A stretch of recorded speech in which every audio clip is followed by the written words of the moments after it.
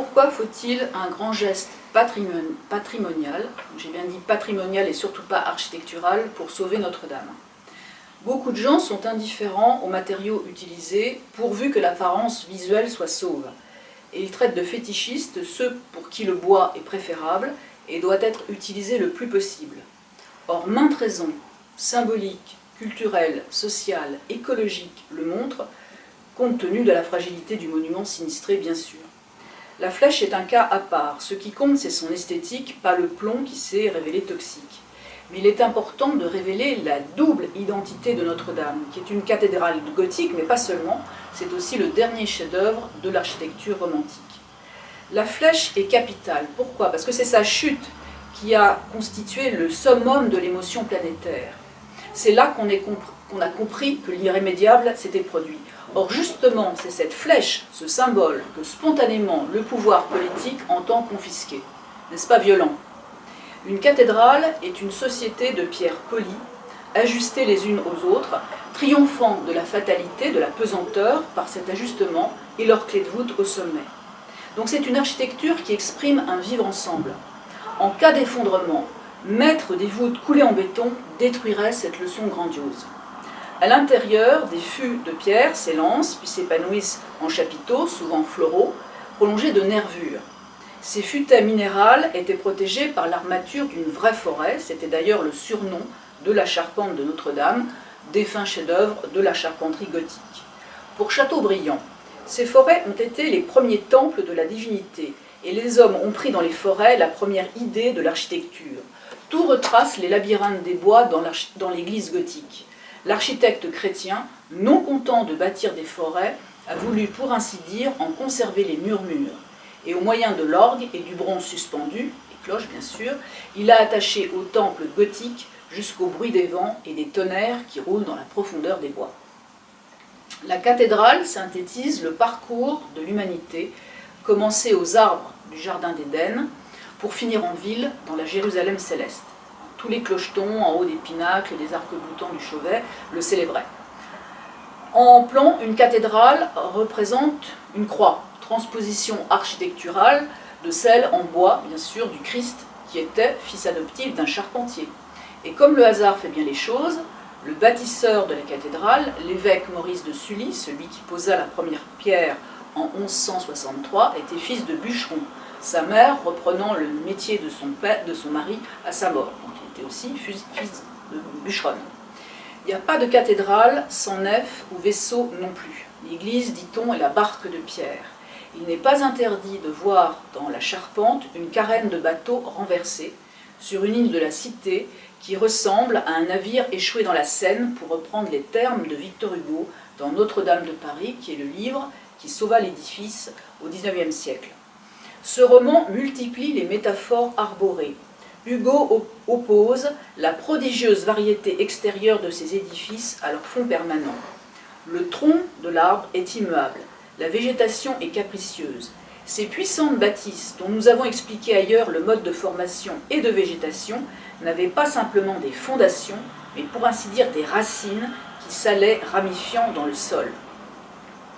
La cathédrale évolue, selon Victor Hugo, mais pas n'importe comment. C'est sans rupture, sans grand geste architectural surtout. Écoutez, la chose s'accomplit sans trouble, sans effort, sans réaction, suivant une loi naturelle et tranquille. C'est une greffe qui survient, une sève qui circule, une végétation qui reprend. Et vous avez comme ça ces métaphores de l'arbre qui parcourent tout le roman. Quand Quasimodo part à la recherche d'Esmeralda, dans les toits des bas-côtés, il aperçut l'étroite logette, tapie sous un grand arc-boutant, comme un nid d'oiseau sous une branche.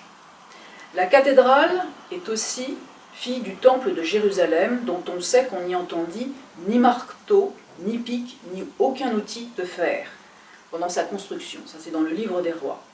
L'Éternel, en ses choix de matériaux, serait-il fétichiste ou bien visionnaire, s'avisant que le métal est lié à l'industrie et à ses méfaits. Et notre génération ne peut pas nier que l'industrie est en train de ravager la planète. Si on convoque l'imaginaire du Seigneur des Anneaux, qui est plus familier à l'homme du XXIe siècle que l'univers biblique, introduire la suprématie du métal avec ce que cela suppose d'hybris industriel, dans une charpente où régnait le bois, c'est comme ensemencer de l'avidité des orques une œuvre issue de la patience des elfes. Alors, ne soyons pas fétichistes, c'est vrai que dès l'origine, le fer a été employé pour juguler les pressions, les stabiliser. Mais c'était un usage ponctuel et mesuré. D'ailleurs, les charpentes récentes, celles de la cathédrale de Chartres en métal ou celles de Reims en béton, sont loin d'avoir prouvé leur pérennité à travers les siècles et peuvent poser des problèmes d'acoustique. Le musicologue Igor Resnikov a rédigé une pétition à ce sujet. La manière d'incarner dans une matière n'est pas indifférente. C'est aussi un savoir-faire à taille humaine qui doit s'incarner. Le bois que les compagnons travaillent toujours au corps à corps le permet. Évincer d'office tous les artisans qui descendent en droite ligne des constructeurs de cathédrales, des confréries de métiers, est une ignominie. Là se joue la survie des corps d'artisanat qui sont indispensables à la restauration des monuments historiques, qui font notre orgueil et que nous négligeons ensuite. Si la bataille de Notre-Dame est perdue, le reste va tomber. C'est l'aveu caché du diktat « Ah, il faut bannir le bois pour ne plus craindre les incendies ».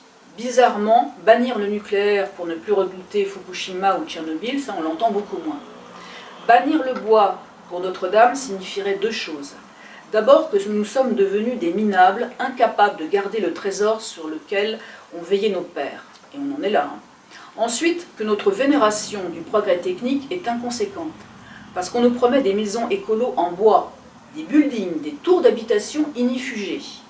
Dans un pays disposant d'une des plus grandes forêts d'Europe, à une époque où l'écologie est à l'honneur, pour restaurer la cathédrale, on écarterait le bois, ce matériau ancestral capable de conjuguer le sacro-saint progrès et le travail humain. Frédéric Epault, qui est un chercheur au CNRS, a précisé que la fabrication du bateau l'Hermione a nécessité 2000 chaînes sans souci environnemental, soit 2 fois plus que pour Notre-Dame. Le temps de la mise en œuvre est plus rapide qu'on imagine.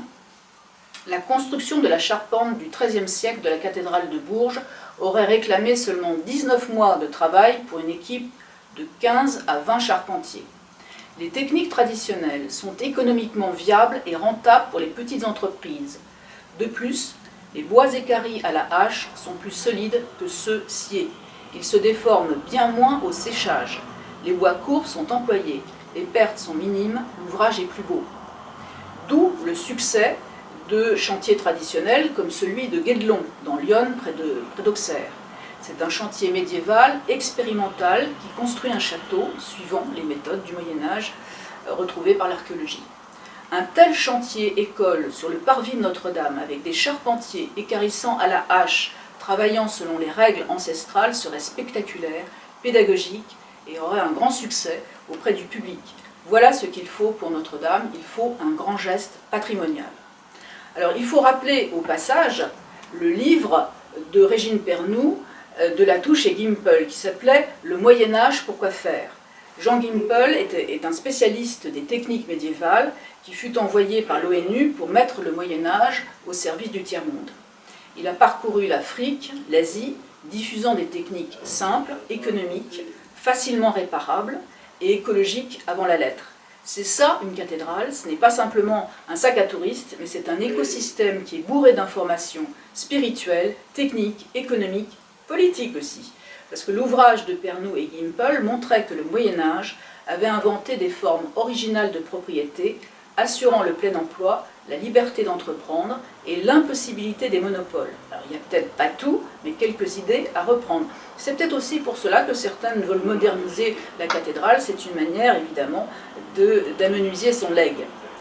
Quant à ceux-là, justement, ceux qui veulent se montrer créatifs, animés par un tout autre esprit, confondant cathédrale et start-up, eh bien qu'ils ouvrent un nouveau chantier, mais ailleurs, et qu'ils arrêtent leur révisionnisme architectural. Sinon, ces vandales en col blanc prouveront qu'ils pensent comme les nazis, c'est-à-dire qu'il y a bien un art dégénéré, et que pour eux, cet art dégénéré, c'est le patrimoine.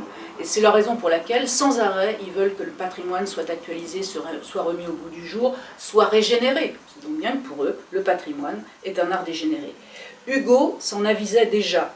Les modes ont fait plus de mal que les révolutions, ajustant sur les blessures de l'architecture gothique leur misérable colifichet d'un jour. C'est même une honte pour nous autres, hommes intelligents, qui les regardons faire et qui nous contentons de les huer. C'était la préface à la 8e édition. Donc, à suivre, lisez la presse, la 8e édition de Notre-Dame de Paris, donc le roman d'Hugo. À suivre, lisez la presse, recoupez les faits et peut-être rendez-vous dans quelques mois avec un prochain livre sur la beauté. C'est un livre que j'ai commencé en 2009, donc ça fait plus de 10 ans, parce que certains sujets méritent qu'on y consacre du temps.